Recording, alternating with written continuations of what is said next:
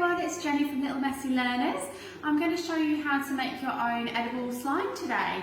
So I've got 3 different bowls here, and the reason for that is you can make your slime in 3 different consistencies.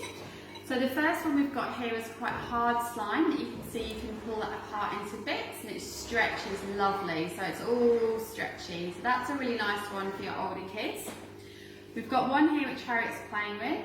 Now this one is a lot stickier slime, but you can see it does run, so that's a nice one as well. That's really stretchy, you can see through there like that, but that one can be moulded back together, so that's a lovely one. And then I've got this one in here, which is a lot more a runny one. Now this one here is the one that I use in the trays in my class, and it's great for your little babies to have a little play around. You can see that's really, really runny. So this just depends on what ingredients, how much of the ingredients you put in there. So I'm going to show you how to do that, while Harriet has a little play there. So if you want to come over to the stove.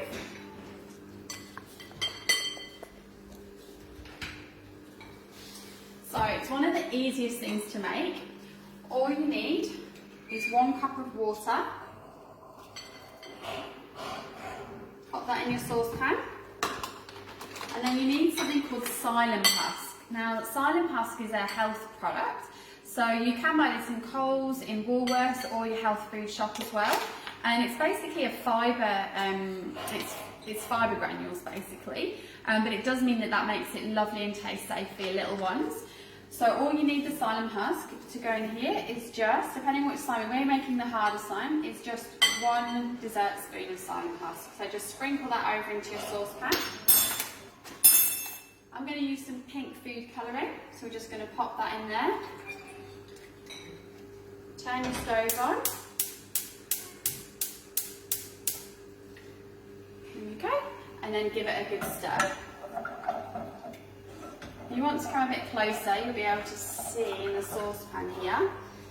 So almost straight away, where I've used hot water, you can almost see that starting to go a little bit thicker there, which is perfect. So we're just going to keep stirring that, and you'll notice it will start to come together quite quickly.